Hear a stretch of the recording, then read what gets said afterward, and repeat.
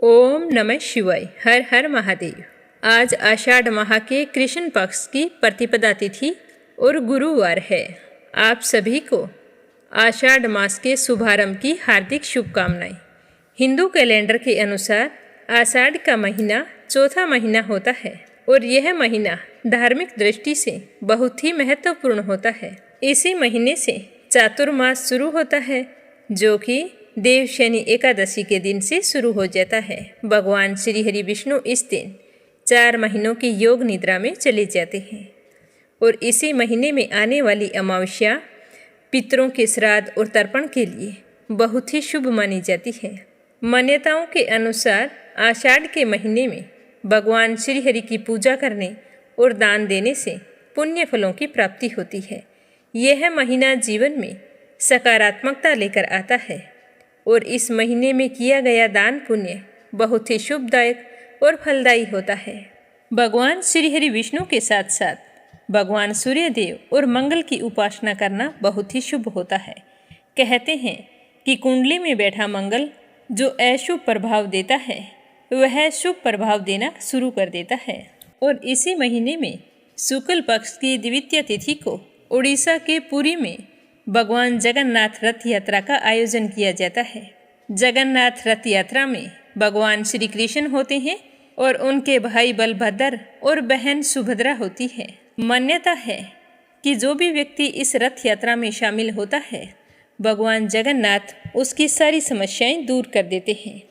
अगर हम वहां पर जाकर रथ यात्रा में शामिल नहीं हो सकते हैं, तो हमें घर पर ही इन दिनों में भगवान जगन्नाथ को खिचड़ी का भोग लगाएं और फिर उनकी कथाओं को सुनें।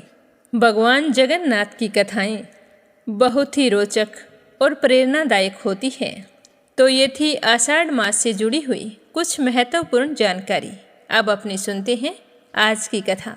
आप सभी श्रोताओं के मंगल जीवन की कामना करते हुए गणेश जी महाराज की जय हो। एक समय की बात है कि भगवान श्री हरि विष्णु का विवाह लक्ष्मी जी के साथ तय हो गया। विवाह की तैयारियां जोरों शोरों से होने लगी।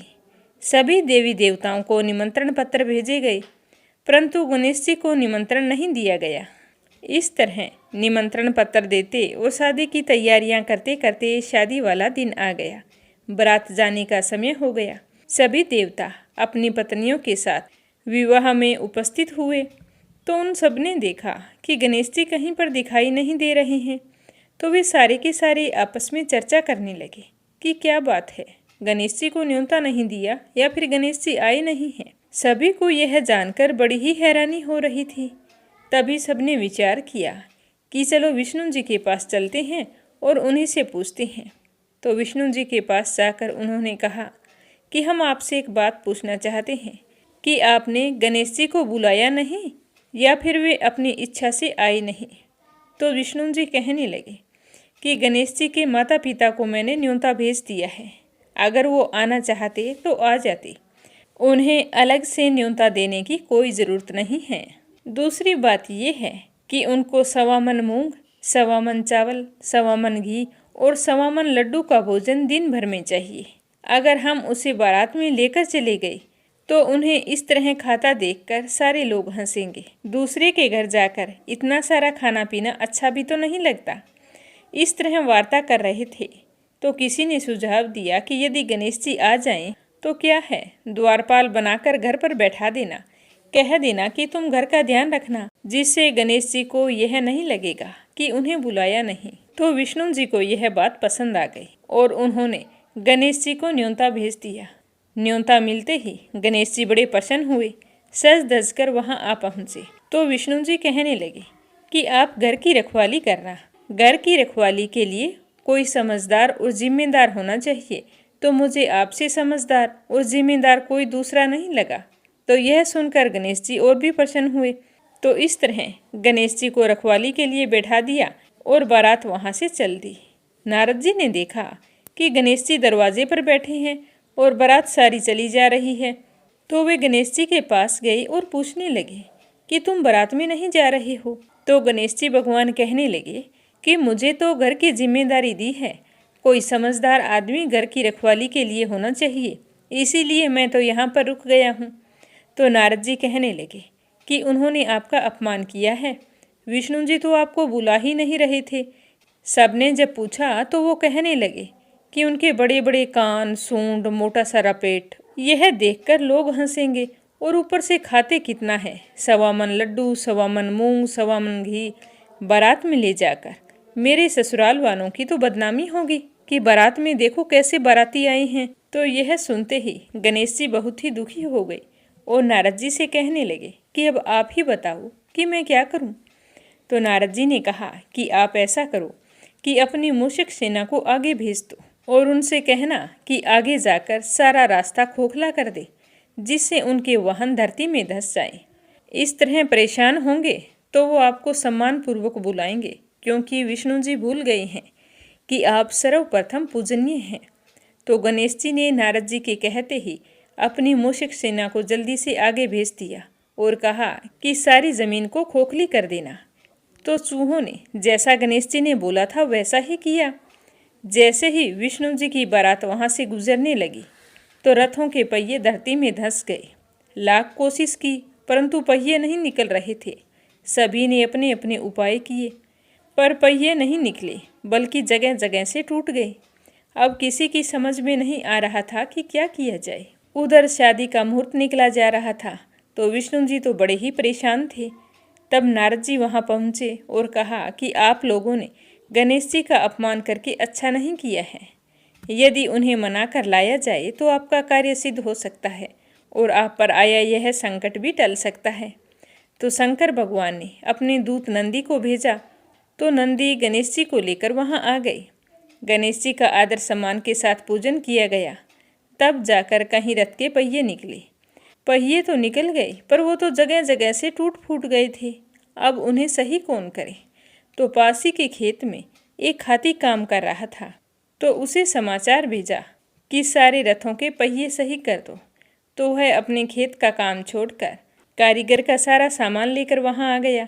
जैसे ही वह रथ के पास बैठा तो कहने लगा, श्री गणेशाय नमः। ऐसा कहकर गणेश जी की मन ही मन वंदना करने लगा और देखते ही देखते गणेश जी ने सभी पहियों को थोड़ी सी देर में ठीक कर दिया। तो यह देखकर नारद जी ने कहा कि मैं आपसे एक बात पूछना चाहता हूँ कि आपने श्री गणेशाय नमः क्यों कहा। तो हाथी कहने लगा कि हे देवताओं, आपने सर्वप्रथम गणेश जी को नहीं मनाया होगा और ना ही उनकी पूजा की होगी, इसीलिए आप पर यह संकट आया है। तो नारद जी विष्णु भगवान से कहने लगे कि हमने ही गणेश जी को सर्वप्रथम पूजनीय बनाया था और आज हम ही उन्हें भूल गए, तो हमसे मूर्ख और अज्ञानी कौन हो सकता है। तो यह सुनते ही विष्णु भगवान गणेश जी से माफ़ी मांगते हैं और गणेश जी की पूजा करते हैं, उनका ध्यान करते हैं। फिर सारे मिलकर गणेश जी भगवान का जयकारा लगाते हैं। तो यह सब देखकर गणेश जी बहुत ही प्रसन्न होते हैं और नारद जी भी गणेश जी की ओर देखकर मंद मंद मुस्कुराने लगते हैं और बारात वहां से चल पड़ती है। फिर भगवान विष्णु और लक्ष्मी जी का विवाह बड़ी ही धूमधाम से संपन्न होकर बोलो गणेश जी भगवान की जय हो। आज गुरुवार को भगवान श्री हरि विष्णु की कृपा पाने के लिए अपने सुनते हैं गुरुवार व्रत कथा। प्रेम भाव से कहिए लक्ष्मीपति नारायण की जय हो। प्राचीन समय की बात है कि भारतवर्ष में एक प्रतापी और दानी राजा रहा करता था। वह बहुत ही धार्मिक प्रवृत्ति का था। अपनी प्रजा का पालन बहुत ही अच्छे तरीके से करता था। हर समय जरूरतमंद के काम आता और गरीबों और ब्राह्मणों की सहायता करता और उन्हें खूब दान दिया करता था। लेकिन राजा के दान करने की बात उसकी रानी को बिल्कुल भी अच्छी नहीं लगती थी। वह ना तो गरीबों को दान देती, ना ही भगवान का पूजन करती और राजा को भी कहती कि राजन, आप इस तरह से गरीब लोगों में धन मत लुटाओ। अगर आप ऐसा ही करते रहे तो एक दिन ऐसा आएगा कि हमारे खजाने में बिल्कुल भी धन राशि नहीं बचेगी। लेकिन राजा पर रानी की बातों का कोई असर नहीं होता था। एक दिन राजा शिकार खेलने वन को गए हुए थे और रानी महल में अकेली थी। उसी समय बृहस्पति देव ने सोचा कि क्यों न आज रानी की परीक्षा ली जाए। यह सोचकर गुरु बृहस्पति ने एक साधु का भेष धारण करके राजा के महल में भिक्षा के लिए आ गए और आवाज़ें देने लगे। तो जैसे ही आवाज़ सुनकर रानी बाहर आई तो साधु बाबा ने कहा कि बेटा भिक्षा दो। तो रानी कहने लगी कि नहीं साधु महाराज, मैं भिक्षा नहीं दे सकती। तो साधु बाबा कहने लगे कि क्यों बेटी, क्या बात है? तो रानी कहने लगी कि हे साधु महाराज, मैं तो इस दान पुण्य से तंग आ गई हूँ। मेरे पति सारा धन लुटाते रहते हैं। मेरी तो इच्छा है कि इससे अच्छा तो ये हो कि हमारा सारा धन नष्ट हो जाए।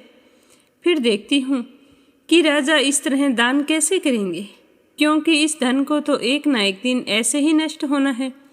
क्योंकि राजा रात दिन गरीब लोगों में धन को लुटाते रहते हैं।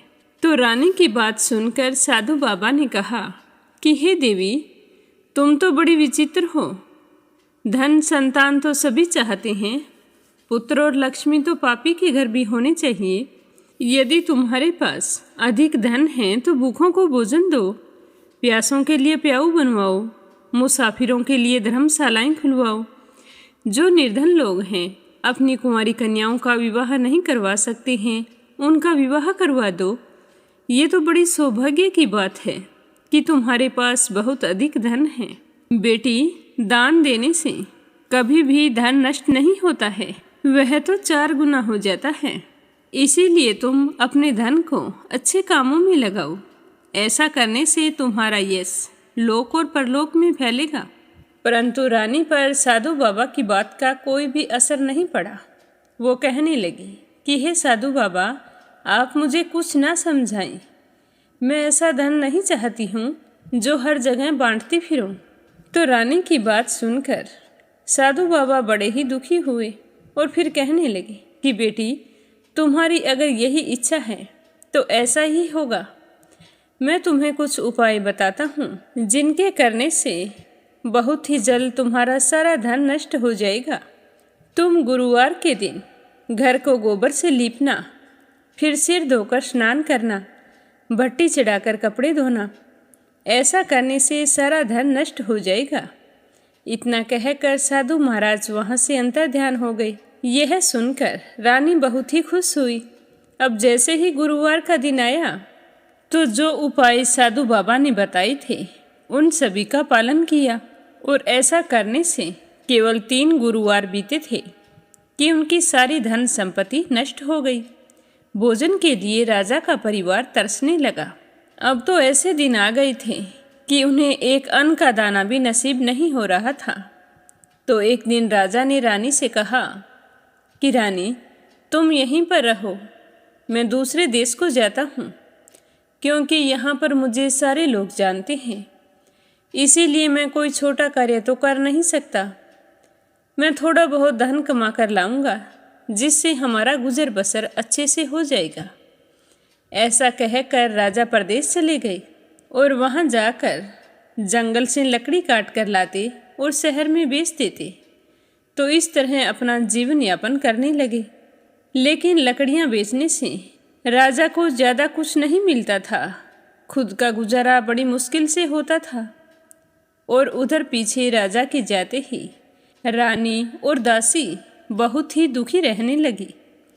एक बार की बात है कि रानी और दासी को 7 दिन तक बिना भोजन के रहना पड़ा। दोनों भूख से व्याकुल हो उठी। तो रानी ने दासी से कहा कि दासी, पासी के नगर में मेरी बहन रहती है, वो बड़ी धनवान है। तो उसके पास जा और भोजन की सामग्री ले आना।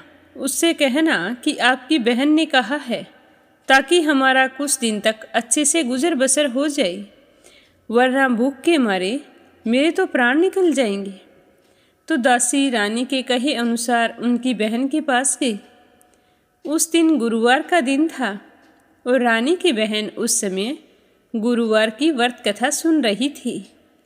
दासी ने रानी के पास जाकर कहा कि हे रानी जी, आपकी बहन ने मुझे आपके पास भेजा है। लेकिन रानी ने सामने से कोई जवाब नहीं दिया।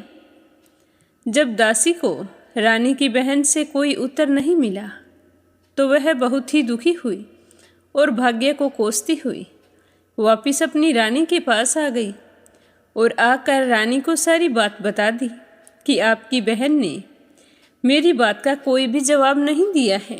तो दासी की बात सुनकर रानी कहने लगी कि जब अपने ही ग्रह खोटे हों तो क्यों कोई हमारी सहायता करेगा। और रानी की आंखें पानी से भर आई।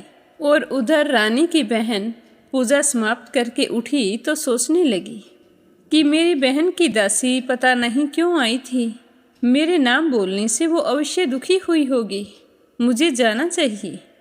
तो वह कथा और पूजन समाप्त करके जल्दी से अपनी बहन के घर आई और कहने लगी कि हे बहन, मेरा तो गुरुवार का व्रत था और मैं व्रत कथा सुन रही थी।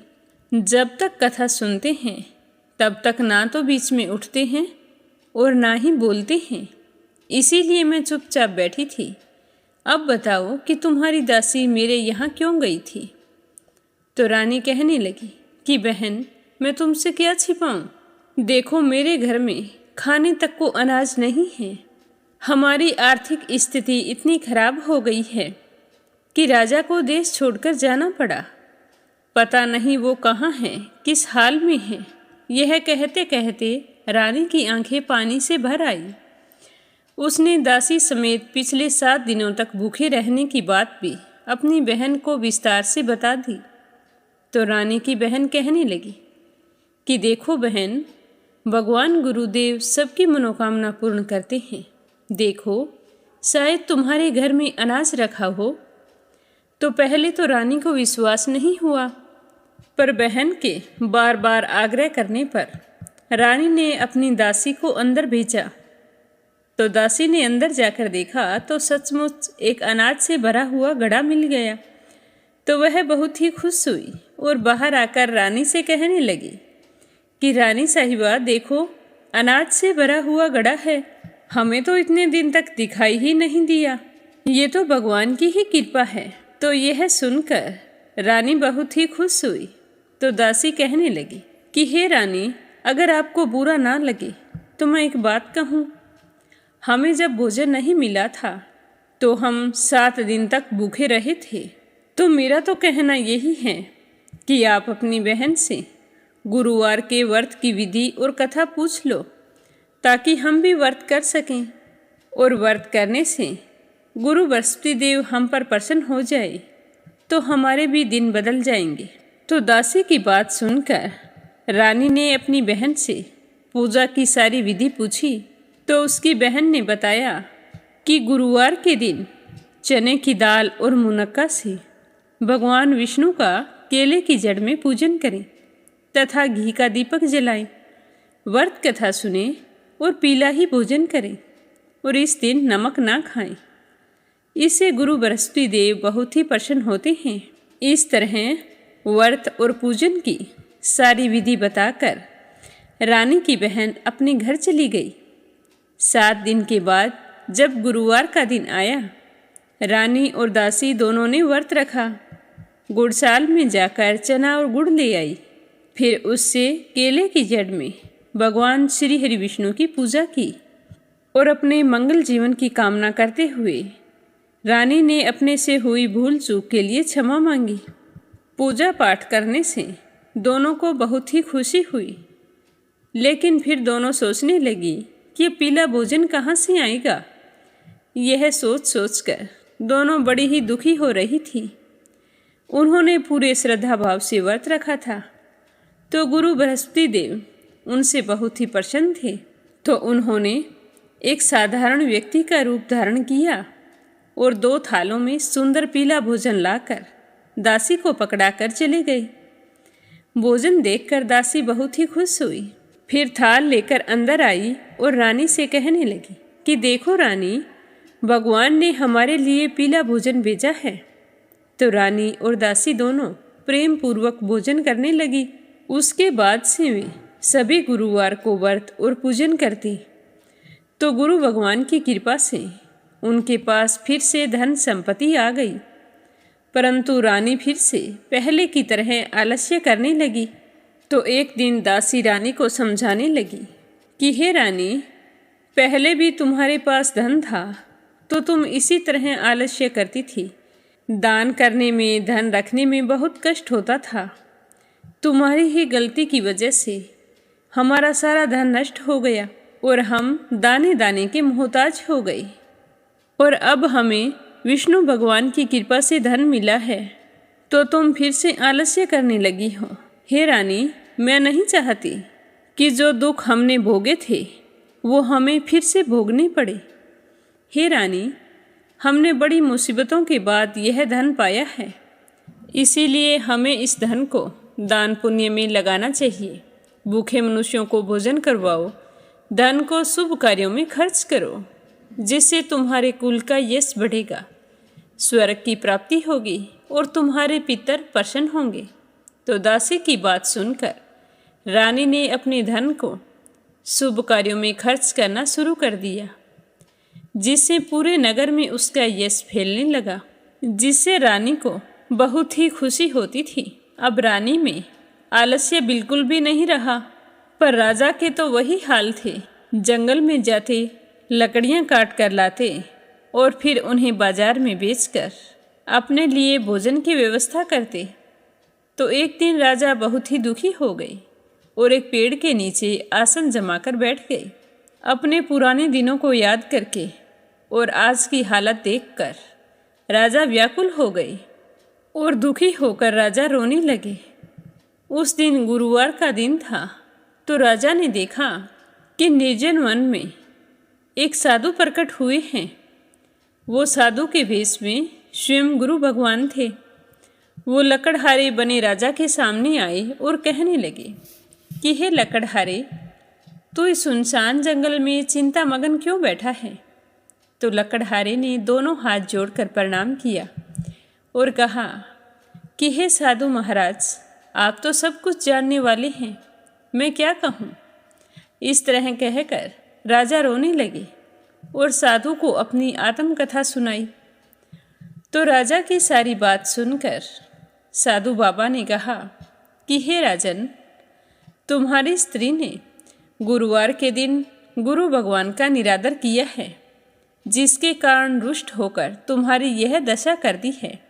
तुम दान पुण्य करते थे तो वो तुम्हारी रानी को बिल्कुल भी अच्छा नहीं लगता था। तो उन्होंने स्वयं गुरु भगवान से कहा था कि मेरा सारा धन नष्ट हो जाए। तो रानी के कहने पर ही तुम्हारा धन नष्ट हुआ है और तुम दर दर की ठोकरें खाते फिर रहे हो। लेकिन हे राजन, तुमने अपने जीवन में बहुत दान पुण्य किया है और मैं तुमसे बहुत ही प्रसन्न हूँ। इसीलिए मैं तुम्हारी चिंता को दूर करने के लिए यहाँ आया हूँ। अब तुम मेरे कहने पर चलो, तुम्हारे सारे कष्ट दूर हो जाएंगे और भगवान की कृपा से तुम्हारे पास पहले से अधिक धन संपत्ति हो जाएगी। कि गुरुवार के दिन कथा करना, व्रत रखना, 2 पैसे के चने मुनक्के लाकर उसका प्रसाद तैयार करना और 1 लोटा शुद्ध जल से भरकर उसमें शक्कर मिलाकर अमृत तैयार करना। कथा सुनने के पश्चात अपने सारे परिवार वाले और कथा सुनने वाले प्रेमियों में अमृत व प्रसाद बांटकर स्वयं भी उस प्रसाद को ग्रहण करना। अगर तुम ऐसा करोगे तो भगवान तुम्हारी सारी मनोकामनाएं पूर्ण कर देंगे। तो साधु के ऐसे वचन सुनकर लकड़हारा कहने लगा कि हे प्रभु, मुझे लकड़ी बेचकर इतना धन नहीं मिलता है कि मैं भोजन कर लेने के पश्चात भी कुछ बचा सकूं। मैंने रात्रि में अपनी पत्नी को व्याकुल देखा है। मेरे पास ऐसा कुछ नहीं है जिससे मैं उसकी खबर मंगा सकूं।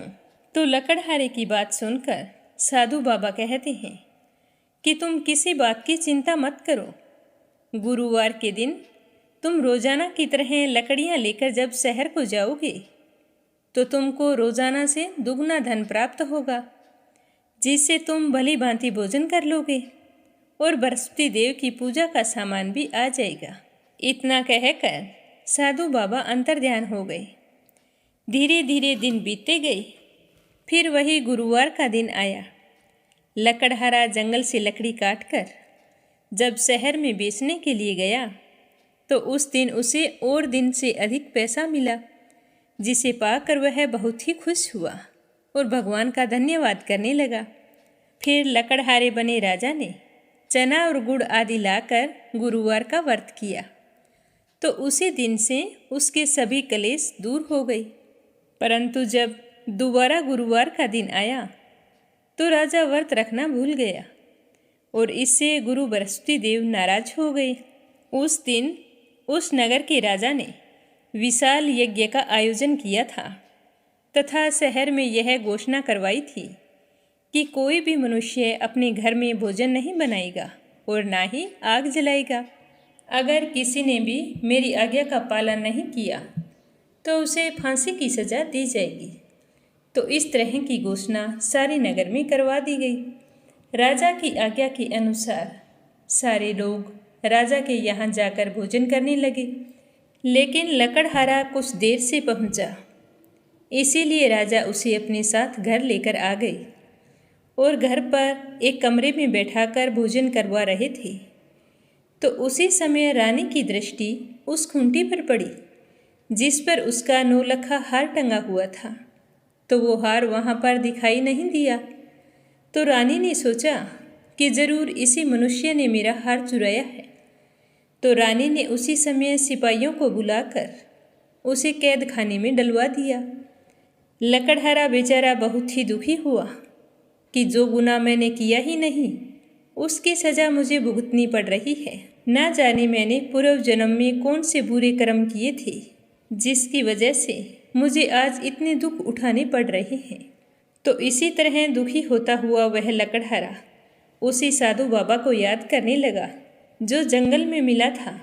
तो सच्चे मन से याद करते ही गुरु बृहस्पति देव साधु के रूप में वहाँ पर प्रकट हो गए और लकड़हारे की दशा को देखकर कहने लगे कि अरे मूर्ख, तूने गुरुदेव की कथा नहीं की और ना ही व्रत किया है, इसी कारण तुझे ये दुख प्राप्त हुआ है। लेकिन अब तुम्हें चिंता करने की कोई आवश्यकता नहीं है। अब की बार गुरुवार का दिन आएगा तो तुम्हें कारागार के दरवाजे पर 4 पैसे पड़े मिलेंगे, तो उनसे बृहस्पति देव की पूजा करना और व्रत रखना, ते सारे कष्ट दूर हो जाएंगे। ऐसा कहकर साधु बाबा अंतर्ध्यान हो गए और लकड़हारा गुरुवार का इंतजार करने लगा। जैसे ही गुरुवार का दिन आया तो लकड़हारे ने कारागार के दरवाजे की तरफ देखा तो वहाँ पर 4 पैसे पड़े थे। देखकर वह बहुत ही खुश हुआ और उन्हें उठाकर बृहस्पति देव की पूजा करने लगा। और पूजा समाप्त होने पर उसने बड़े ही विनम्र भाव से भगवान से कहा कि हे भगवान, मैं तो अनजान और अज्ञानी हूँ। मैं व्रत और पूजा पाठ के बारे में कुछ भी नहीं जानता हूँ। अगर मुझसे कुछ भूल चूक हो गई हो तो मुझे क्षमा करना। हे भगवान, मेरे दुख दूर करो। मैं अपने घर जाना चाहता हूँ। तो गुरुदेव उसकी पूजा से बहुत ही प्रसन्न हुए और उसी रात नगर के राजा को स्वप्न में जाकर कहा कि हे राजन, तुमने जिस आदमी को कारागार में बंद किया है वह निर्दोष है और वह एक राजा है। तुम सुबह होते ही उसे छोड़ देना। तुम्हारी रानी का हार उसी खूंटी पर टंगा हुआ है।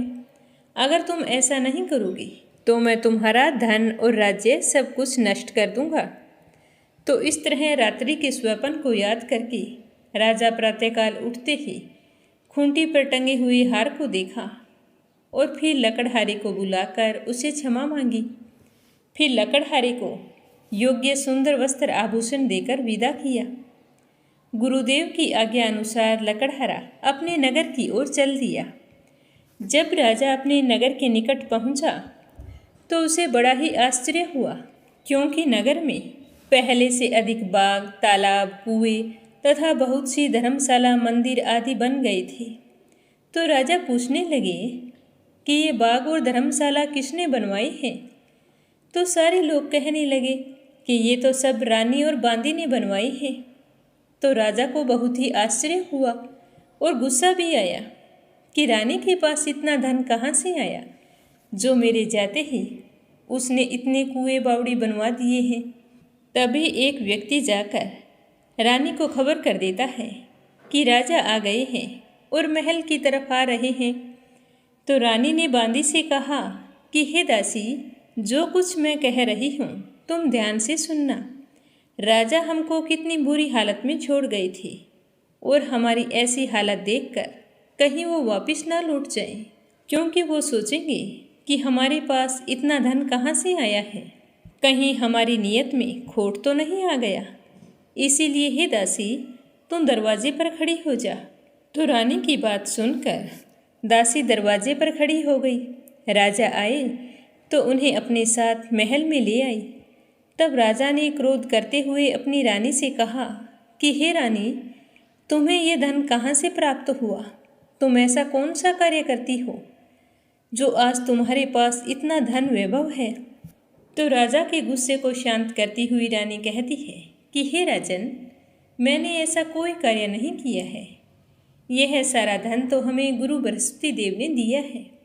मैं तुम्हारे जाने के बाद में गुरु बृहस्पति देव के व्रत करके उनकी पूजा पाठ करती हूँ, तो उसी की वजह से हमें ये धन प्राप्त हुआ है।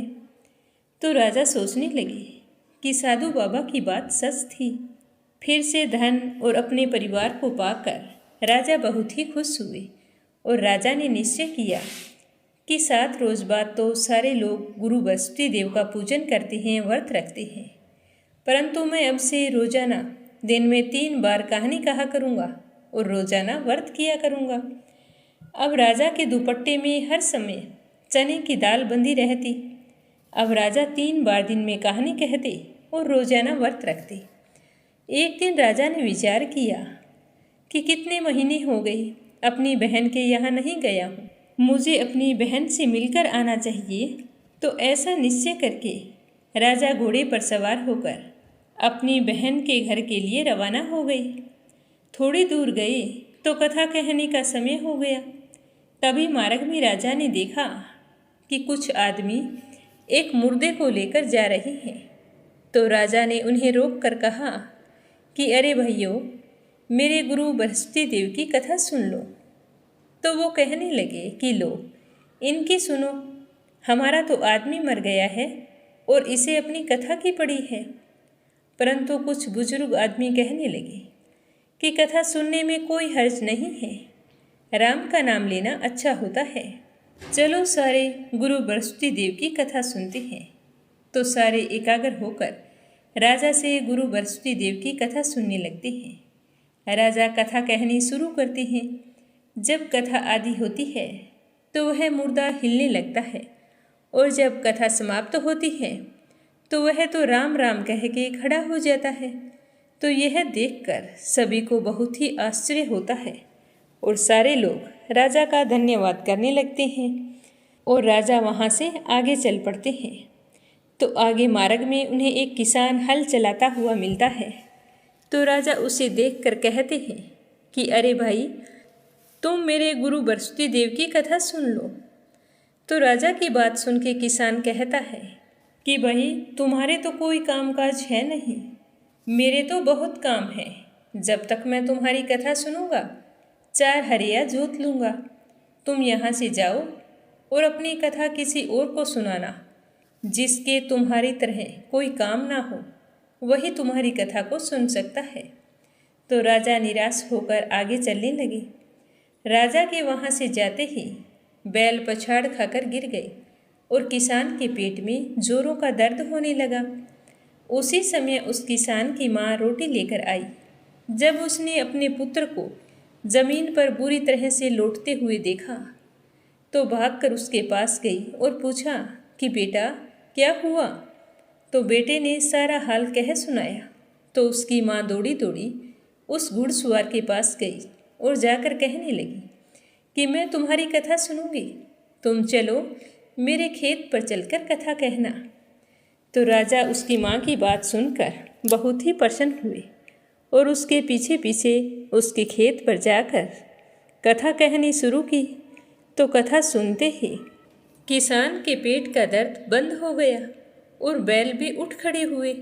तो यह देखकर किसान की माँ बहुत ही खुश हुई और भगवान का धन्यवाद करने लगी।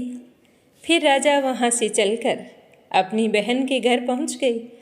बहन अपने भाई को घर आया देखकर बहुत ही खुश हुई और अपने भाई की खूब मेहमानी की। दूसरे दिन सुबह जब राजा उठे तो वो इधर उधर देखने लगे। उनके घर सारे लोग भोजन कर रहे थे।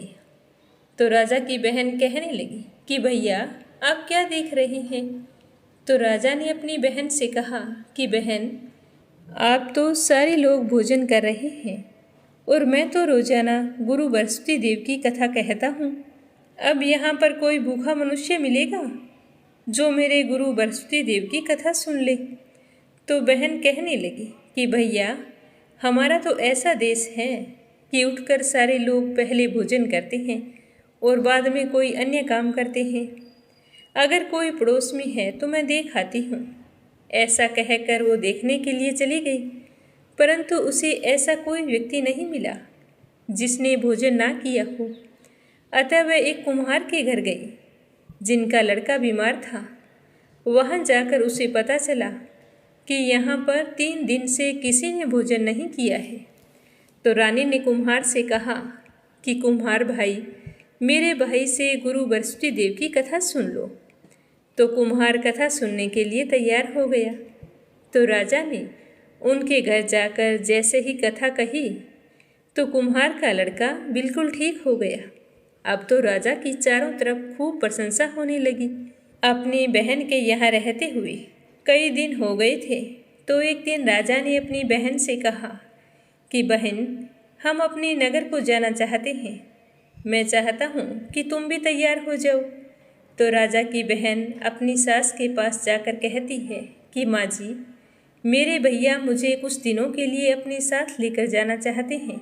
तो उसकी सास कहती है कि हाँ हाँ, क्यों नहीं, चली जा, परंतु अपने लड़कों को साथ लेकर मत जाना, क्योंकि तेरे भाई के कोई औलाद नहीं है और हमारे बच्चों के साथ कहीं कोई ऊंच नीच हो गई तो हम क्या करेंगे। तो वह अपने भाई के पास आकर कहती है कि भैया, मैं तो चलूँगी, पर मेरा कोई भी बालक हमारे साथ नहीं जाएगा। तो राजा कहने लगे कि बहन, जब कोई बालक ही नहीं जाएगा तो तुम चलकर क्या करोगी। और राजा मन ही मन बड़े ही दुखी हुए। दुखी मन से अपने नगर को लौट आए। तो रानी ने आते ही पूछा कि राजन, आप इस तरह से उदास क्यों हैं, क्या बात है। बहन के घर जाकर आए हैं, तो बताइए कैसी थी आपकी बहन और भांजे। तुम लोगों ने क्या क्या बातें की थी। मैं तो सोच रही थी कि तुम अपनी बहन और बच्चों को साथ लेकर आओगे, हमारे भी यहाँ पर कुछ दिन रौनक लग जाएगी। तो राजा की आंखों में आंसू आ गए। तो रानी ने पूछा कि राजन, आपकी आंखों में आंसू, क्या बात हो गई। वहाँ पर सारे कुशल मंगल तो थे ना। तो राजा ने सारी बात बताते हुए कहा कि मेरी बहन अकेली आ रही थी, अपने बच्चों को ससुराल में छोड़ के आ रही थी, क्योंकि हम निर्वंशी हैं, हमारा तो मुंह देखने का भी धर्म नहीं है। इस तरह कहते हुए राजा रोने लगे। तो रानी उन्हें चुप कराती हुई कहने लगी कि हे प्रभु, गुरु बृहस्पति देव ने हमें सब कुछ दिया है और मुझे पूरा विश्वास है कि औलाद भी अवश्य ही देंगे। पर राजा बड़े ही उदास थे। उस दिन उन्होंने भोजन नहीं किया, भूखे प्यासे सो गए। तो उसी रात को गुरु बृहस्पति देव ने राजा को स्वप्न में दर्शन देकर कहा कि हे राजा, सारे सोच त्याग दे, तेरी रानी गर्भ से है। तो राजा यह बात सुनकर बहुत ही खुश हुए। सुबह होते ही राजा ने यह खबर रानी को सुनाई। तो राजा और रानी दोनों बहुत ही खुश हुए और अपनी संतान का बड़ी ही बेसब्री से इंतजार करने लगे। 9 महीने पूरे होने पर रानी ने बहुत ही सुंदर पुत्र को जन्म दिया। राजा पुत्र जन्म से बहुत ही खुश थे। फिर रानी के पास आकर कहते हैं कि हे रानी, स्त्री भोजन के बिना रह सकती है, परंतु कहे बिना नहीं रह सकती। फिर भी मैं आपसे कुछ कहना चाहता हूँ। जब मेरी बहन यहाँ पर आए तो तुम उससे कुछ मत कहना। तो रानी ने राजा की बात सुनकर हाँ कर दी। राजा की बहन को जब यह शुभ समाचार मिला कि भाई के घर पुत्र का जन्म हुआ है, तो वह बहुत ही खुश हुई और बधाई लेकर अपने भैया के यहाँ आ पहुँची। जिस समय वह आई उस समय राजा घर पर नहीं थे। तो रानी कहने लगी कि ननंद बाईसा, घोड़ा चढ़कर तो नहीं आई, गधा चढ़ी आई हो। तो राजा की बहन कहने लगी कि भाभी, अगर मैं इस प्रकार ना कहती तो तुम्हें औलाद कैसे मिलती। गुरु बृहस्पति देव ऐसे ही हैं, जैसी जिसके मन में कामना होती है वे उन्हीं को पूर्ण करते हैं। जो सद्भावना पूर्वक गुरुवार का व्रत करता है और व्रत कथा पढ़ता है, सुनता है या सुनाता है, उसकी सारी मनोकामनाएं गुरु बृहस्पति देव पूरी कर देते हैं और सदैव उसकी रक्षा करते हैं। इस संसार में जो भी मनुष्य सद्भावना से भगवान जी का पूजन व्रत सच्चे हृदय से करता है, उसकी सारी मनोकामनाएं पूर्ण होती है।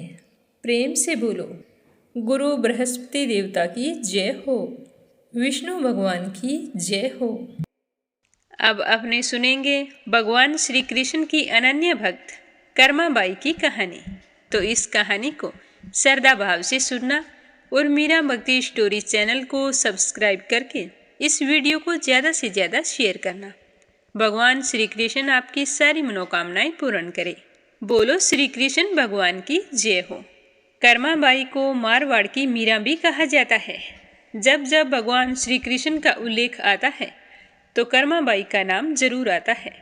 कर्माबाई भगवान श्री कृष्ण की परम भगत थी और भगवान श्री कृष्ण उनके हाथ से प्रतिदिन भोग ग्रहण करके भोग की थाली खाली कर देते थे। राजस्थान के नागौर जिले की मकराना तहसील में एक गांव है जिसका नाम है कालवा। इसी गांव में जीवन राम डूडी के घर में 1615 ईस्वी में एक पुत्री का जन्म हुआ था। पहले उनके कोई संतान नहीं थी। भगवान की बहुत मन्नतें करने के बाद में एक कन्या ने जन्म लिया तो उस कन्या का नाम कर्मा रखा गया। कर्मा के चेहरे पर एक अनोखी आभा बचपन से ही रहती थी। कर्मा के पिताजी एक धार्मिक पुरुष और श्री कृष्ण भगवान के भगत थे। उन्होंने भगवान के नाम मदन मोहन से ही अपने घर में कृष्ण भगवान का मंदिर बना रखा था। वे प्रतिदिन भगवान श्री कृष्ण की पूजा करते और भोग लगाते तथा भोग लगाने के बाद ही स्वयं भोजन ग्रहण किया करते थे। यह उनके घर का नित्य नियम था। भगवान को भोग लगाने से पहले घर का कोई भी सदस्य भोजन नहीं करता था। इसी प्रकार सुखपूर्वक समय बीतता गया। कर्माबाई प्रतिदिन अपने पिता को श्री कृष्ण भगवान की पूजा करते हुए बड़े ध्यानपूर्वक देखती थी और उन्हें भोग लगाते भी देखती। तो यह सब कुछ देखते सीखते कर्माबाई का बचपन बीत रहा था। अतः बचपन से ही उस नन्ही कर्माबाई में भक्ति भाव के संस्कार थे। इन्हीं संस्कारों के बीच पलते बढ़ते कर्मा 13 वर्ष की हो गई। एक समय की बात है कि कर्माबाई के पिताजी जीवन राम को कार्तिक पूर्णिमा पर स्नान करने के लिए पुष्कर जाना था और उनकी पत्नी भी उनके साथ जा रही थी। वे कर्मा को भी साथ ले जाना चाहते थे, लेकिन एक समस्या आ गई कि अगर सारे के सारे चले जाएंगे तो घर पर कान्हा जी का मंदिर बना रखा है तो भगवान को भोग कौन लगाएगा। इसीलिए उन्होंने कर्माबाई को यह जिम्मेदारी सौंप दी और कहने लगे कि बेटा, हम दोनों पुष्कर स्नान करने के लिए जा रहे हैं और तुम अच्छे से रहना, सुबह जल्दी उठकर स्नान करना और उसके बाद में भोग तैयार करके श्री कृष्ण भगवान को भोग लगा देना। उसके बाद ही तुम भोजन करना। तो कर्माबाई ने कहा कि माँ बाबूजी, आप निश्चिंत होकर जाइए, किसी बात की चिंता मत कीजिए, मैं भगवान को अच्छे से भोग लगा दूंगी। तो अपनी बेटी कर्मा की बात सुनकर उसके माँ बाप बहुत ही खुश हुए और पुष्कर स्नान के लिए चले गए। अब दूसरे दिन सुबह कर्माबाई जल्दी उठी। उठकर सबसे पहले स्नान किया। स्नान करने के बाद में मोठ बाजरे का खिचड़ा बनाया और थाली में डालकर पूजा घर में ले गई। श्री कृष्ण भगवान के सामने रखकर कहने लगी कि हे प्रभु, माँ बाबूजी तो पुष्कर स्नान के लिए गए हैं, आपको भूख लग गई होगी, मुझसे देरी हो गई क्या? आप भोग ग्रहण कर लेना। माँ जैसा तो पता नहीं बना है या नहीं, पर आप भोग ग्रहण करो, तब तक मैं घर के और काम निपटा लेती हूँ, उसके बाद मैं भी भोजन करूँगी। इतना कहकर कर्माबाई घर के काम में जुट गई। बीच बीच में वह थाली देखने के लिए मंदिर में आती, लेकिन थाली तो ज्यों की त्यों पड़ी थी। भगवान ने भोग नहीं लगाया तो उसे चिंता होने लगी कि क्या बात हो गई, मुझसे अच्छा नहीं बना क्या? शायद घी और गुड़ कम रह गया होगा। तभी भगवान नहीं खा रहे हैं, भूखे ही बैठे हैं। तो वह अंदर जाकर घी और गुड़ लेकर आई और खिचड़ी में और मिलाया और वहीं पर बैठ गई। कहने लगी कि प्रभु, अब ये खिचड़ा बहुत ही स्वादिष्ट हो गया है। मैंने इसके अंदर गुड़ और घी और मिला दिया है। अब आप आराम से खा लीजिए, बाद में मैं भी भोजन करूंगी। तो भगवान ने तो भोग ग्रहण नहीं किया। यह देखकर वह बहुत ही मायूस हुई और कहने लगी कि प्रभु, आप भोग ग्रहण कर लीजिए। माँ बाबूजी पुष्कर नहाने गए हैं, वो तो कुछ दिन बाद आएंगे और आपको भोग लगाने की जिम्मेदारी मुझे सौंप कर गए हैं। तो मैं आपको भोग लगाने के बाद ही स्वयं भोजन करूंगी। पर भगवान ने फिर भी भोग ग्रहण नहीं किया। तो कर्माबाई कहने लगी कि प्रभु जी, माँ पिताजी जब आपको भोग लगाते हैं तब तो आप भोग ग्रहण कर लेते हैं, फिर आज क्यों नहीं लगा रहे? सुबह के भूखे बैठे हो, इतनी देर हो गई है, खुद भी भूखे बैठे हो और मुझे भी भूखा रखा है। यह सब बोलकर वह भगवान के भोग ग्रहण करने की प्रतीक्षा करने लगी। परंतु यह क्या, आज तो सुबह से दोपहर और दोपहर से शाम हो चली थी, पर भगवान ने भोग नहीं लगाया। अब तो यह देखकर कर्माबाई बहुत ही उदास हो गई और दुखी होकर रोते रोते बोली कि हे भगवान जी, आप ग्रहण कर लीजिए, अन्यथा मैं भी भूखी ही रह जाऊंगी।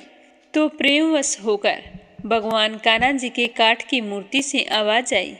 कान्हा जी कहने लगे कि कर्मा, तुमने पट बंद नहीं किया, इसीलिए मैं भोग ग्रहण कैसे करूं?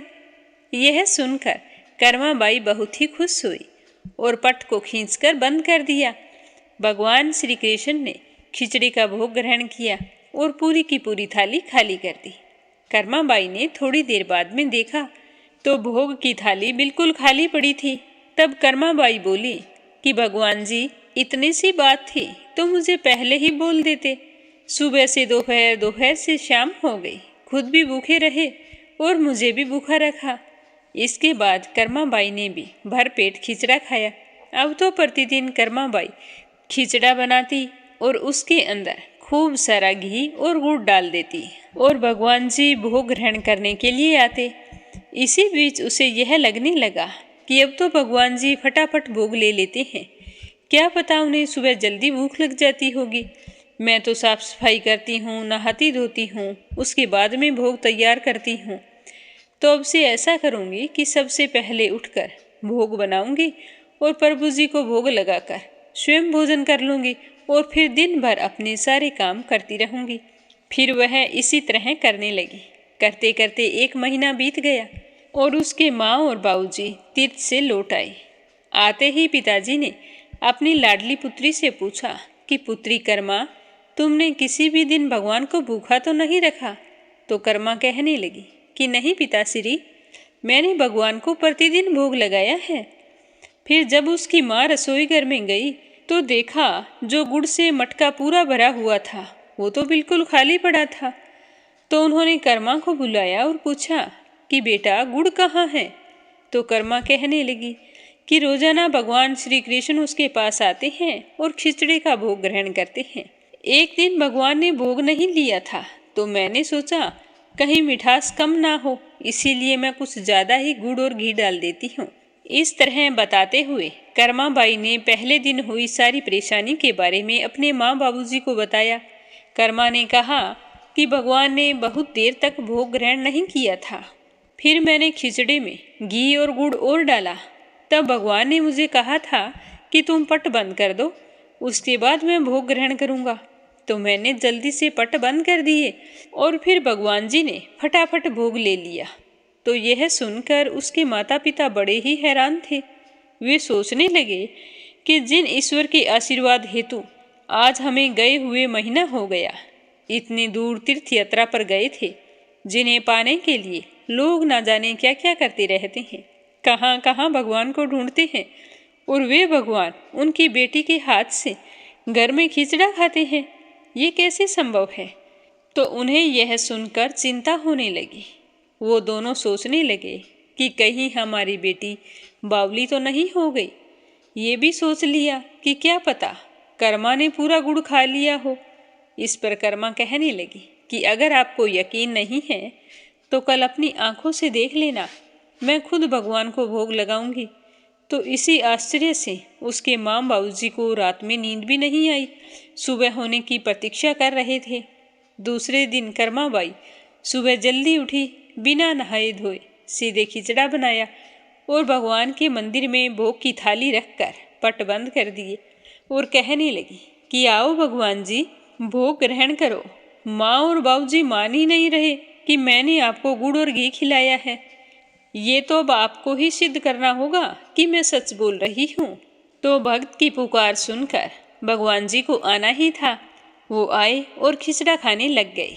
थोड़ी ही देर बाद पट अपने आप खुल गए तो जीवन राम और उनकी पत्नी बहुत ही हैरान थे कि भोग की थाली बिल्कुल खाली थी। तो उन दोनों ने अपनी बेटी को हृदय से लगा लिया।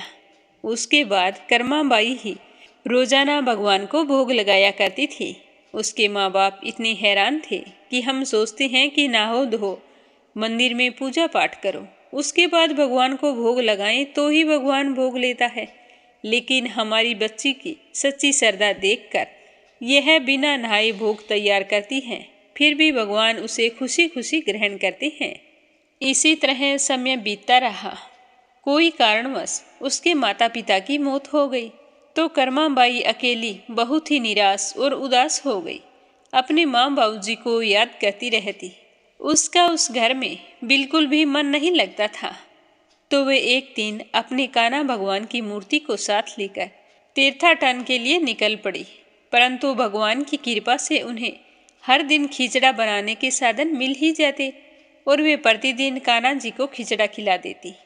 तीर्थाटन करती हुई देवी कर्मा भगवान जगन्नाथ की नगरी पहुंच गई और वहीं पर रहने का मन बना लिया। अब वह वहां पर भी रोजाना खिचड़ी का भोग बनाती और मंदिर में रखकर पट बंद कर देती। भगवान प्रतिदिन उनके भोग को ग्रहण करते थे। जिस दिन उन्होंने पहली बार जगन्नाथपुरी में खिचड़ा बनाया, उस दिन उसके पास से जा रहे एक बालक ने उनसे कहा कि माताजी, घी की बड़ी अच्छी खुशबू आ रही है, क्या भोजन बनाया है? कुछ बचा भी है क्या? तो देवी कर्मा कहने लगी कि हाँ बेटा, बचा है, तुम बैठो, मैं तुम्हें भोजन दे देती हूँ। यह कहकर देवी कर्मा ने उस बालक को खिचड़ा डाल दिया। अब वह नन्हा बालक अच्छे से स्वाद लेकर भोजन कर रहा था और साथ ही आनंदित हो रहा था। देवी कर्मा को यह देखकर बहुत ही सुख की अनुभूति हो रही थी। तो उस बालक ने जाते समय पूछा कि माताजी, अगर आप कहो तो कल भी मैं यहाँ पर आपके यहाँ भोजन करने आऊँ तो मुझे खिचड़ा खिला देना। तो यह सुनकर देवी कर्मा मुस्कुराई और बोली कि हाँ पुत्र, तुम यहाँ प्रतिदिन आना, मैं तुम्हें रोजाना खिचड़ा खिलाऊंगी। तुम निसंकोच आ जाना, मैं तुम्हारा इंतजार करूंगी। तो यह सुनकर वह बालक बहुत ही प्रसन्न हुआ और प्रतिदिन देवी कर्मा के पास खिचड़ा खाने आया करता था। एक दिन की बात है कि कर्माबाई के घर एक साधु महाराज पधारे। वो कर्माबाई से कहने लगे कि हे देवी, मुझे आपके यहाँ एक रात का आश्रय लेना है और कल से मैं कहीं और अपने रहने का बंदोबस्त कर लूँगा। मैं यहाँ पर अलख जगाने आया हूँ। तो कर्माबाई ने कहा कि ठीक है बाबा, आप रुक सकते हैं, मैं आपके लिए भोजन तैयार कर देती हूँ। तो यह कहकर कर्माबाई ने साधु बाबा के लिए भोजन तैयार किया। तो साधु बाबा देख रहे थे कि कर्माबाई बहुत ही धार्मिक महिला है।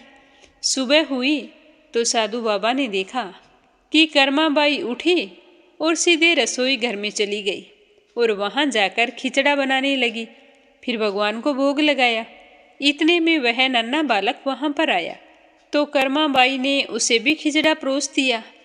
जब वह बालक भोजन करके जा रहा था तब उसने सुना कि साधु बाबा देवी कर्मा से कह रहे हैं कि हे देवी, आप तो बहुत धार्मिक महिला हैं, भगवान को प्रतिदिन भोग लगाकर फिर स्वयं भोजन करती हैं, परंतु भोग लगाने के भी कई नियम होते हैं।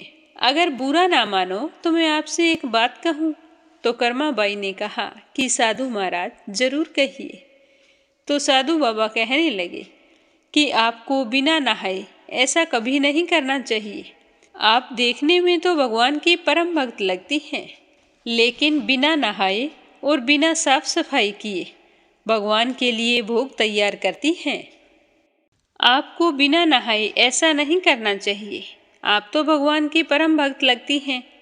सो हे देवी, प्रतिदिन साफ सफाई करने के बाद नहा धोकर ही भगवान का भोग तैयार करें और फिर भोग लगाएं।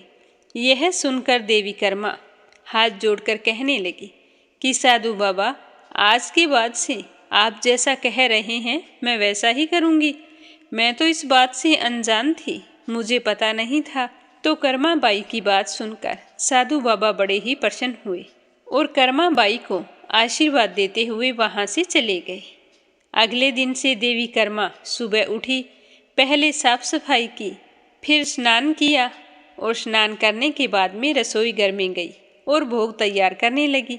तो उसे भोग बनाते बनाते देरी हो गई।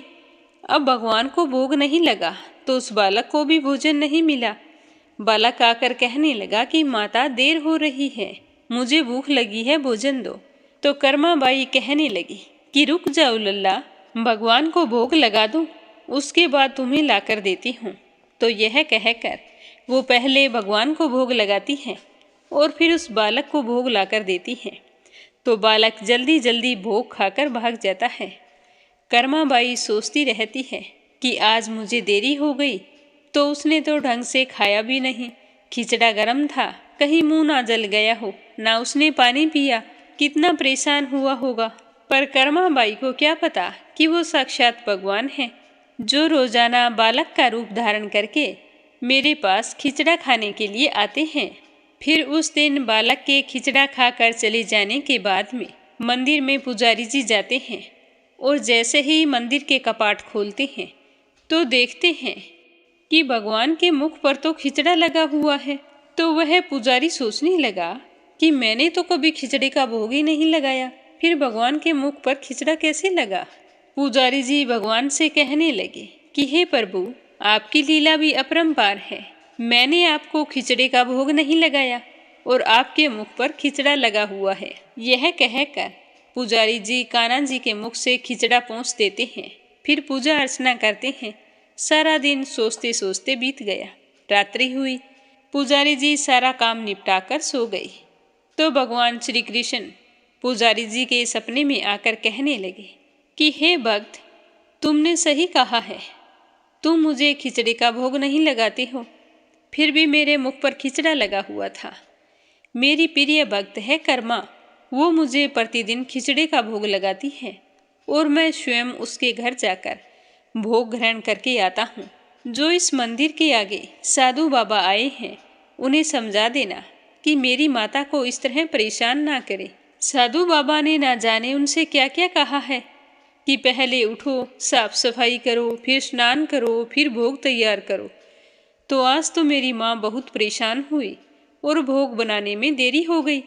अब मैं जल्दी जल्दी खिचड़ा खाकर आया हूँ, तो मेरी माँ भी परेशान है कि कहीं मेरा मुंह ना जल गया हो, कहीं मैं भूखा ना आ गया हूँ। इसीलिए आप सुबह ऐसे करना, उस साधु बाबा से कहना कि मेरी माँ से जो कहा है वो सारे वचन वापस ले ले। जैसा वो करती थी उन्हें वैसा ही करने दे। मैं मेरी माँ की भक्ति से बहुत ही प्रसन्न हूँ। मुझे नहाने और ना नहाने की कोई आपत्ति नहीं है। क्या कभी कोई माँ अपने बच्चे को खाना खिलाने से पहले नहाती है क्या? मेरी माँ का बहाव सिर्फ इतना है कि वो मेरे लिए जल्दी से खाना बना ले, कहीं मैं भूखा ही ना रह जाऊं। प्रेम भाव हर नियम से ऊपर होता है। इतना कहकर भगवान श्री कृष्ण अंतर्ध्यान हो गए। सुबह पुजारी जी की आंख खुली तो उन्होंने जाकर साधु बाबा को सारी बात बता दी। साधु बाबा को भी अपनी गलती का एहसास हुआ। वह भगवान और भक्त के बीच में जो आ रहे थे, उन्होंने बिना समय गंवाए माता कर्मा के पास गए और जाकर कहा कि हे देवी, आप जैसे पहले प्रभु को भोग लगाती थी वैसे ही लगाइए। मुझे तुम्हारी भक्ति के बारे में बिल्कुल भी पता नहीं था, इसीलिए आप मुझे क्षमा करें। तो देवी कर्मा कहने लगी कि ठीक है महाराज, जैसा आपने कहा मैं वैसा ही करूँगी। मैं तो नहा धोकर भोग बनाती हूँ, तो मेरे प्रभु को भोग लगाने में देरी हो जाती है और भगवान तो बहुत जल्दी भूखे हो जाते हैं। फिर कर्मा बाई ने अपने तरीके से भोग लगाना शुरू कर दिया। अब भगवान के मुख पर खिचड़ी की जूठन नहीं होती थी। वे बड़े ही प्रेम पूर्वक कर्माबाई के पास बैठकर खिचड़ा खाते और खाने की खूब तारीफ करते। कर्माबाई भी बालक के रूप में आए भगवान को निहारती रहती। ऐसा करते करते कई वर्ष बीत गए।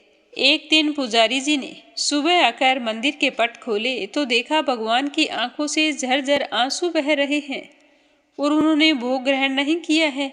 तो यह देखकर पुजारी जी बड़े ही हैरान हुए और सोचने लगे कि प्रभु की आंखों से आंसू, ऐसा कैसे हो सकता है। फिर पुजारी जी ने हाथ जोड़कर मन ही मन कहा कि प्रभु, ऐसा कौन सा अपराध हो गया है मुझसे जो आपने भोग ग्रहण नहीं किया और आपकी आंखों से आंसू बह रहे हैं। प्रभु, अगर कोई गलती हो गई हो तो मुझे क्षमा करें और भोग ग्रहण करें। आपके भक्त जन प्रसाद के लिए प्रतीक्षा कर रहे हैं। फिर क्या था, भक्त वत्सल प्रभु ने प्रसाद ग्रहण कर लिया। पर यह बात कि प्रभु ने आज भोग देरी से ग्रहण किया और उनकी आंखों से आंसू बह रहे हैं, तो यह बात पूरी प्रजा में तेजी से फैल गई और फैलते फैलते महाराज के कानों तक जा पहुंची। महाराज अतिशीघ्र मंदिर में पहुंचे। वे पुजारी जी से विचार विमर्श करने लगे। फिर उन दोनों ने भगवान के पास जाकर हाथ जोड़कर विनती की कि हे प्रभु, कृपया करके इसके बारे में हमें बताएं कि इसका क्या राज है। आप इस तरह से रो क्यों रहे हैं और आपने भोग देरी से ग्रहण क्यों किया। उस दिन राजा वहीं पर सो गए। रात्रि के पहर जब राजा सो रहे थे तब भगवान राजा के सपने में आए और उनसे कहा कि मेरी एक अनन्य भगत थी कर्माबाई, जो मुझे प्रतिदिन खिचड़ी का भोग लगाया करती थी, परंतु आज उन्होंने अपने अंतिम सांस लिए हैं और सदैव मुझ में लीन हो गई है। अब मुझे बालक की तरह प्रेम कौन करेगा, कौन मुझे खिचड़ा खिलाएगा। भगवान के मुख से इस तरह के वचन सुनकर महाराज ने सपने में ही भगवान से कहा कि हे प्रभु जी, आज से प्रतिदिन आपके भोग में कर्माबाई का खिचड़ा ही चढ़ेगा, ये मैं आपसे वादा करता हूँ। तो सुबह होने के बाद राजा ने अपने सपने की बात दरबार में बताई। कहते हैं कि उसी दिन से भगवान जगन्नाथ के भोग में कर्माबाई का खिचड़ा चढ़ने लगा और आज भी जगन्नाथपुरी में जगन्नाथ भगवान को पहला भोग खिचड़े का ही लगाया जाता है। बोलो श्री कृष्ण भगवान की जय हो। अब अपने सुनते हैं लपसी और तपसी की कहानी। बोलो लपसी तपसी की जय हो।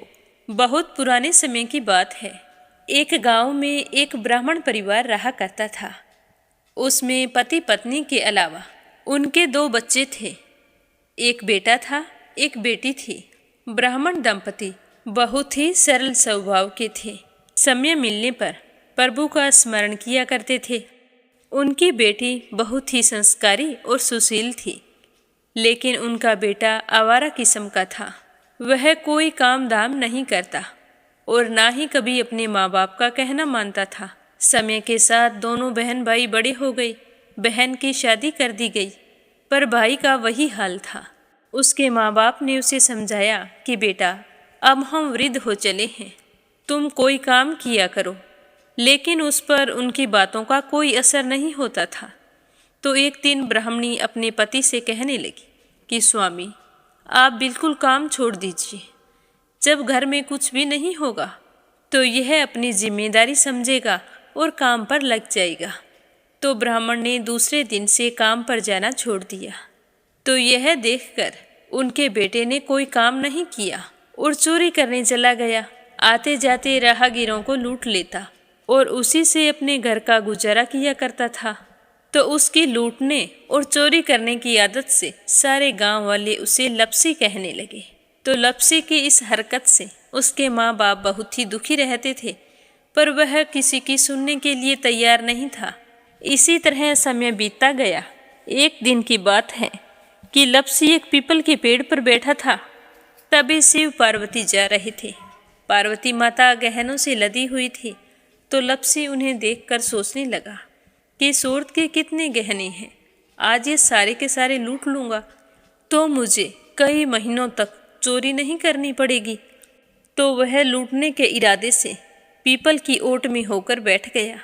जैसे ही शिव पार्वती वहां से जाने लगे तो लप्सी एकदम से शिव पार्वती के सामने आकर कहने लगा कि जल्दी से जितने सारे गहने पहन रखे हैं उतार दो।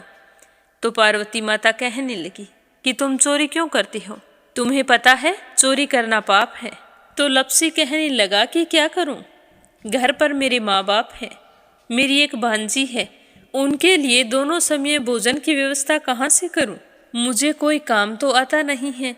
तो लप्सी की बात सुनकर पार्वती माता कहने लगी कि तुम जो चोरी करके पाप करते हो, इस पाप का भागी कौन बनेगा। तो लप्सी कहने लगा कि मेरे घर वाले सारे बनेंगे। तो पार्वती माता कहने लगी कि कोई नहीं बनेगा, पाप के भागी केवल तुम बनोगे।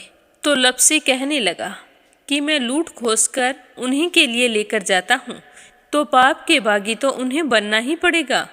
तो लप्सी की बात सुनकर पार्वती माता ने हंसकर कहा कि हम यहीं पर बैठे हैं और तुम अपने घर जाओ, अपने घर वालों से पूछो कि कोई तुम्हारे पाप का भागी बनेगा क्या। तो यह सुनकर लप्सी भागा भागा अपने घर आया और अपनी माँ के पास गया और कहने लगा कि माँ, मैं चोरी करके लाता हूँ, राह चलते राहगीरों को लूटता हूँ, तुम्हारे लिए ही तो करता हूँ। तो तुम मुझे एक बात बताओ, चोरी करने से जो पाप लगता है तो आप मेरे पाप के भागी बनोगे।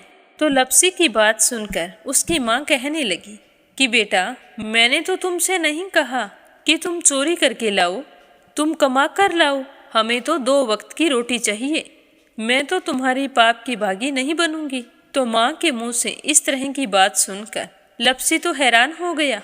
फिर वह अपने पिताजी के पास गया और जाकर कहने लगा कि पिताजी, मैं जो कुछ भी लूट खोस के लाता हूँ वो आपके लिए ही तो लाता हूँ। देखो मैंने लूट कर कितना धन इकट्ठा कर लिया है, कितने ऐशो आराम हैं तुम्हारे। अगर मैं चोरी नहीं करता तो क्या ये सब हमें मिलता। पिताजी, मैं तुमसे एक बात पूछता हूँ कि चोरी करने से पाप लगता है, तो उस पाप में आप मेरे भागीदार बनोगे क्या। तो लप्सी की बात सुनकर उसके पिताजी कहने लगे कि बेटा, मैंने नहीं कहा कि तुम चोरी करके लाओ, तुम कमा कर लाओ, मैं तुम्हारे पाप का भागी नहीं बनूंगा। तो माँ बाप के मुंह से इस तरह की बात सुनकर वह बहुत ही उदास हुआ और सोचने लगा कि मैं कितने महीनों से चोरी कर रहा हूँ, ना जाने मुझ पर कितना पाप चढ़ गया है, और ये तो बोल रहे हैं कि पाप के भागी हम नहीं बनेंगे, तो अब क्या होगा। तो वह बड़े ही दुखी मन से शिव पार्वती से मिलने के लिए चल पड़ा। जैसे ही घर से बाहर निकलने लगा तो उसकी छोटी सी भांजी दरवाजे पर खेल रही थी। उसे पता नहीं था कि पाप पुण्य क्या होता है, तो वो कहने लगी कि मामा, पाप की भागी मैं बनूंगी। तो उसके इस तरह कहते ही लप्सी ने उसे गोद में उठाया और चल पड़ा। शिवजी भगवान और पार्वती माता के पास जाकर कहने लगा कि घर वालों ने पाप का भागी बनने से मना कर दिया है और एक यही है जो पाप की भागी बनने को तैयार है। फिर लप्सी बड़े ही दीन स्वर में कहने लगा कि हे भगवान, मैं समझ गया हूँ कि चोरी करना पाप है। आज तक जो मैंने काम किया वो बहुत ही गलत था, लेकिन अब मैं इसका प्रायश्चित करना चाहता हूँ। अब तुम ही बताओ, मुझे मेरे पापों से मुक्ति कैसे मिलेगी। तो उसकी बात सुनकर शिव पार्वती बहुत ही खुश हुई और लप्सी को कच्चे सूत का एक छोटा सा गोला देते हुए कहा कि लप्सी, ये सूत लो और इस पीपल के चारों ओर परिक्रमा लगाओ। जब यह सूत समाप्त हो जाएगा तब तुम्हारे सारे पाप नष्ट हो जाएंगे। तो यह सुनकर लप्सी बहुत ही खुश हुआ। सोचने लगा कि छोटा सा गोला है, अभी लपेट कर घर चला जाऊंगा, उसके बाद में कभी कोई पाप नहीं करूंगा। फिर उसने अपनी बांजी को कंधे पर बैठाया और पीपल की परिक्रमा लगानी शुरू कर दी। अब भगवान का वह सूत खत्म कहाँ होने वाला था। लप्सी चक्कर लगाता गया पर वह सूत खत्म नहीं हुआ। चक्कर लगाते लगाते 1 महीने, 6 महीने, साल, पूरे 12 साल बीत गए पर वह सूत खत्म नहीं हुआ। 12 साल बाद एक बार फिर शिव पार्वती जी वहाँ से गुजर रहे थे तो पार्वती माता ने कहा कि स्वामी, चलो लप्सी को चलकर देखते हैं। तो शिवजी कहने लगे, वो चोरी करने वाला, लूटने वाला कब का चला गया होगा। तो पार्वती माता कहने लगी कि नहीं स्वामी, चलकर देखने में क्या जाता है, चलो एक बार देखते हैं। तो शिव पार्वती जी जैसे ही पीपल वृक्ष के पास आए तो देखा कि लपसी तो अब भी चक्कर लगा रहा है।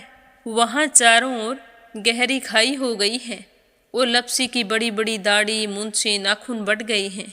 तो यह देखकर पार्वती माता ने कहा कि देखो स्वामी, आप तो कह रहे थे कि वो कब का ही चला गया, देखो इसके मन में सच्ची भक्ति है। तो पार्वती की बात सुनकर शिवजी ने कहा कि चलो अभी देख लेता हूँ। तो यह कहकर शिवजी ने एक सोने का कड़ा लपसी के आगे फेंक दिया। तो लपसी ने झट से उसके ऊपर पैर कर लिया।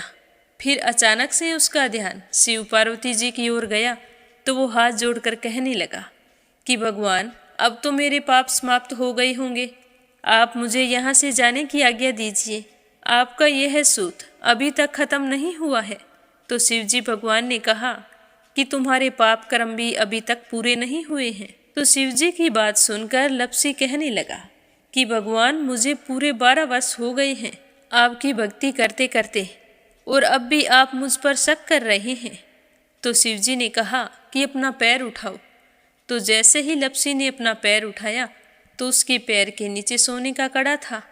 तो यह देखकर लपसी शर्मिंदा हो गया और कहने लगा कि प्रभु, गलती हो गई, मुझे माफ़ करो, आगे से मैं ऐसी गलती कभी नहीं करूँगा।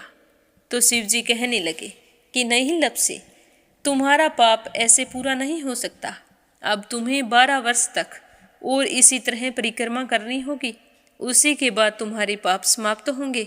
यह कहकर शिव पार्वती वहाँ से चले गए और वह फिर से पीपल के पेड़ की परिक्रमा करता रहा। करते करते 12 साल बीत गए। 12 साल बाद में शिव पार्वती जी वहाँ पर आए तो उन्होंने देखा कि आज भी वो वहीं पर चक्कर लगा रहा है। तो शिवजी ने फिर उसके सामने सोने की अंगूठी फेंकी, पर उसने कोई ध्यान नहीं दिया। तो शिवजी भगवान प्रसन्न होकर कहने लगे कि हे लपसी, आज से तुम मेरी तपस्या करके तपसी बन गए हो। मैं तुम्हें वरदान देता हूँ कि तुम अपने जीवन में सारे सुखों को प्राप्त करेगा। और तूने 24 बरस तक मेरी भक्ति की है, इसका फल भी तुझे अवश्य मिलेगा। जो भी औरत गाय और कुत्ते की रोटी नहीं बनाएगी, उसका पुण्य फल तुम्हें मिलेगा। आंगन लीप कर दहलीज नहीं लीपेगी, तो उसका पुण्य फल भी तुझे ही मिलेगा।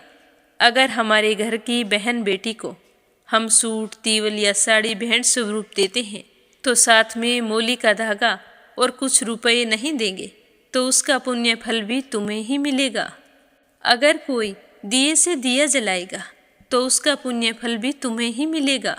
अगर व्रत और पूजा पाठ में सारी कहानी सुन ले और तुम्हारी कहानी ना सुने तो उसका पुण्य फल भी तुम्हें ही मिलेगा।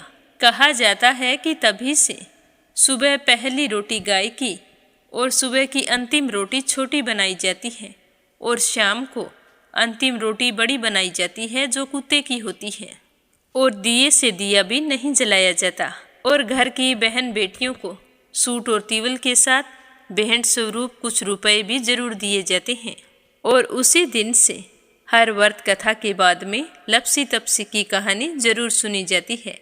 और कथा समाप्त होने पर कहा जाता है कि लपसी का फल लपसी को मिले, तपसी का फल तपसी को मिले। हमारी पूजा पाठ का, हमारे व्रत का और हमारी कहानी का पुण्य फल हमें मिले। बोलो लपसी तपसी की जय हो। तो ये थी लपसी और तपसी की कहानी। लपसी तपसी 2 भाई नहीं थे। लपसी और तपसी एक ही आदमी का नाम था। लूट कर लाता था, इसीलिए उसे लपसी के नाम से पुकारते थे। और फिर भगवान की तपस्या करने के कारण उसे तपसी के नाम से जाना जाने लगा। बोलो लपसी तपसी की जय हो। अब सुनते हैं प्यारे श्रोताओं के नाम। आज का पहला कमेंट संजय, सोनिया, हिताक्षी, दीपेश, मयंक हरियाणा से। दूसरा है अपराजिता मीना श्रीवास्तव नेपाल से। और तीसरा है रवि सैनी, सीमा सैनी मलियाना से। बीनू मेहरा दिल्ली से। विप्लव हांजोंग असम से। आरती खैरावर अगरखर से। रुक्मणी शर्मा अंबाला से। आशा शर्मा विष्णु ज्योति अंशु भीलवाड़ा से, हेमलता मनोज नंदिनी जतिन खैर अलीगढ़ से, रजनी बड़ोला उत्तराखंड से, मंजुला कपूर पंजाब से, श्रीचंद यादव गया बिहार से, श्रीमती शर्मा अलीगढ़ से, सुदेश नागपाल करनाल से, शीला सिन्हा मीरा श्रीवास्तव ममता श्रीवास्तव माला छम्मा जौनपुर से, यूएन तिवारी इंदिरा तिवारी लखनऊ से, कोमल निर्मल मुंबई मीरा रोड से, सुनीता रानी मेरठ से, सीमा जोशी रवि कुमार जोशी दिल्ली से, गीता गोस्वामी सुनीता गोस्वामी मेरठ से, तारा मिश्रा राम नरेश मिश्रा शुभम मिश्रा रितेश मिश्रा गोपालगंज से, मोनिका नागर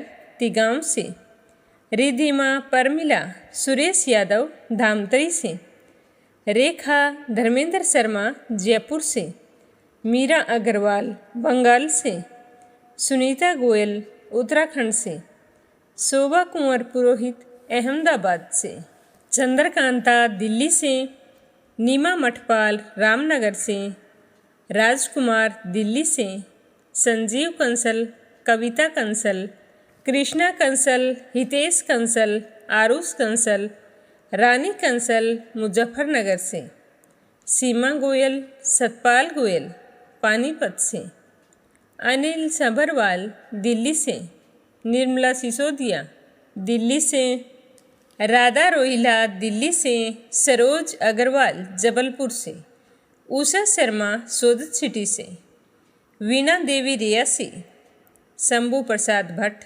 स्नेहिल पूर्णिमा देवी भट्ट उत्तराखंड से, गौतम्य पांडे नेपाल से, संगीता नागर फरीदाबाद से, उषा सेठ बनारस से, बीना देविका कनिका वाशनी अलीगढ़ से, कमलेश भल्ला जम्मू से, कमला देवी भीलवाड़ा से, उषा सेठ बनारस से, क्षमा परतुल वडोदरा से, वीणा कालड़ा आगरा से, श्रीमती कमलेश जबलपुर से, शांता बहन वाघेला गुजरात के मंडल से, पुष्पा पटेल हिमांशु ब्रिजेश दिशु यानिक पटेल लंदन से, के लक्ष्मण दास उमरकोट से, समृद्धि मनसा रुद्राक्ष पंडित लता वत्स सुरेश वत्स रितु मयंक वत्स स्वाति मनीष वत्स जाह्नवी मुनि वत्स कुरुक्षेत्र से,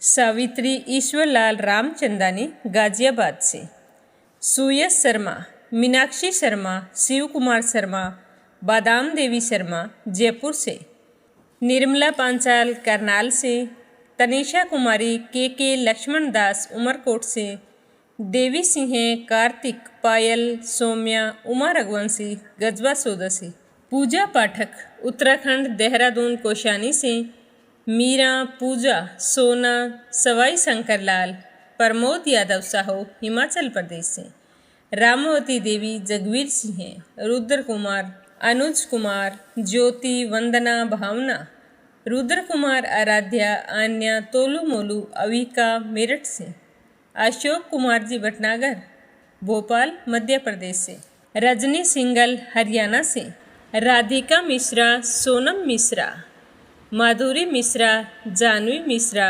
गौरी मिश्रा सीता मिश्रा बारामकी से, कमलेश लाल रुड़की से, गोरखनाथ पवार महाराष्ट्र से, शकुंतला पंगल भिवानी से।